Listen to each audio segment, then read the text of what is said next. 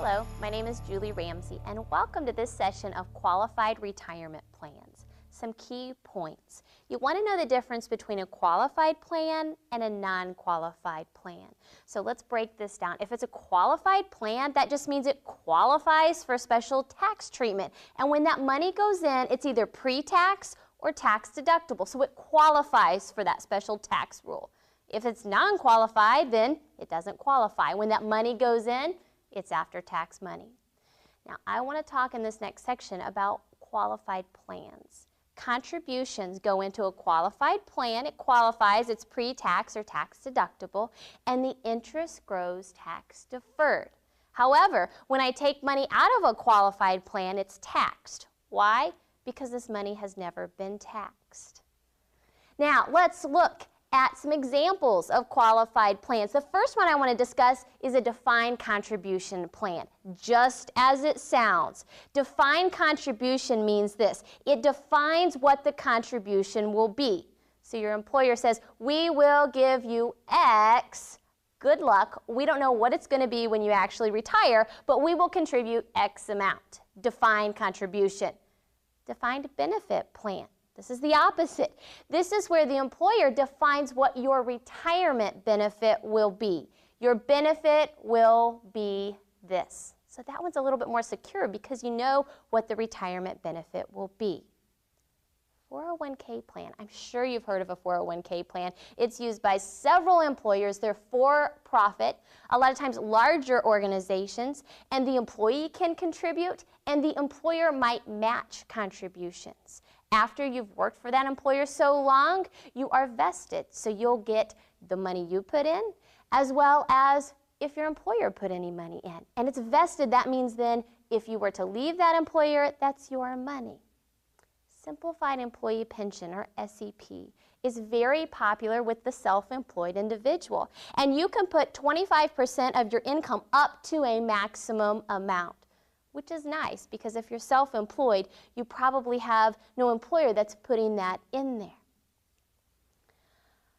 A 403B plan. A 403B plan is the teachers and preachers plan.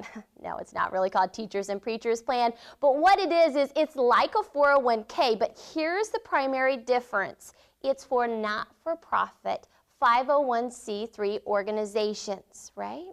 So they work for not-for-profit entities, and they can set up a 403B plan. Now, let's go through and let's talk about individual retirement accounts, or an IRA. Now, the key word there is individual, so that means this isn't through my employer, but I would go and set up my own IRA. Now, in order to put money into an IRA, I have to have earned income. Well, what's earned income? Is that any money I receive? No. It's wages, salaries, tips, and commissions. So make sure you know what earned income is. Well, I have rental property and I make money off of that. Is that considered earned income? No, it's not. Earned income is wages, salaries, tips, and commissions. Now, when money goes into a traditional IRA, or it may just say IRA, assume it's traditional, it's tax deductible. All right? And I can put contributions into an IRA until I'm age 70 and a half. Here's the thinking behind an IRA. It's that I'm in a higher tax bracket now, and I want the deduction, because then at retirement, I'm going to pay taxes. Why do I want to pay taxes at retirement? Well, I won't be working, so I should be in a whole lot lower income tax bracket. I should pay a whole lot less in tax. If I do withdraw money, there's a 10% penalty before age 59 and a half. This is designed for you to keep it for retirement. Here's another stipulation. I must take out money. There's a required amount that I have to take out at age 70 and a half. And if not, there's a 50% penalty of the amount that I'm supposed to take out. You may be asking, who cares? Why does the government have this penalty? Why? It's my retirement. Well, here's the thing. They let you put this money into the IRA. You've tax deducted it every single year, every time you put money in. And Uncle Sam says, I want the money. Another type of IRA is a Roth IRA. Now, this is similar to the traditional IRA. You have to have earned income in order to have a Roth.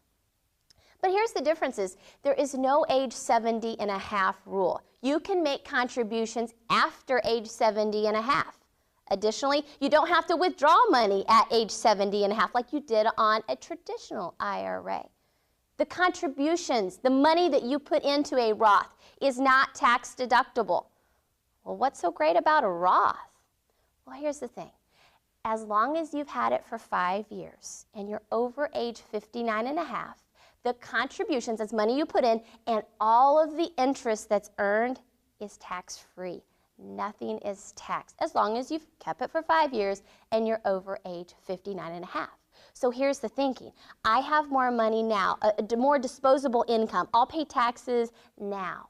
And then I'll keep it for 5 years. I'm over 59 and a half, and everything I pull out is income tax-free. A KEO plan. If you're self-employed and you have employees, you have to treat everyone fair. So let's say I'm an employer and I put 5% of my salary into the KEO. Then I have to do the same thing for each one of my employees and put 5% of their salary into the KEO. Let's recap. A qualified plan just simply means it qualifies for special tax treatment. And when I put money in, it's pre-tax or tax deductible. If it's non-qualified, it does not qualify, and money goes in, that money has already been taxed. Now, some of those qualified plans we talked about is a defined contribution. It simply defines the contribution will be this. Who knows what it's going to be, though, at retirement. Good luck. Defined benefit. This is where the employer says your retirement will be X amount. They're taking on that risk there, that investment risk. What is earned income? Wages, tips, and salary. And you have to have an earned income in order to put money into an IRA and a Roth IRA. Well, what's the difference? Remember we said in a traditional IRA, I take the deduction now, and I'll pay taxes later at retirement because I should pay less in tax because I'm going to be in a lower income tax bracket. In a Roth, I want to pay the taxes now because I have a more of a disposable income, and I can use that now. Pay for it, I'm done. And then, as long as I'm over 59 and a half, and I've had it for 5 years, everything I pull out is tax-free. Thanks for joining me in this session of Qualified Plans.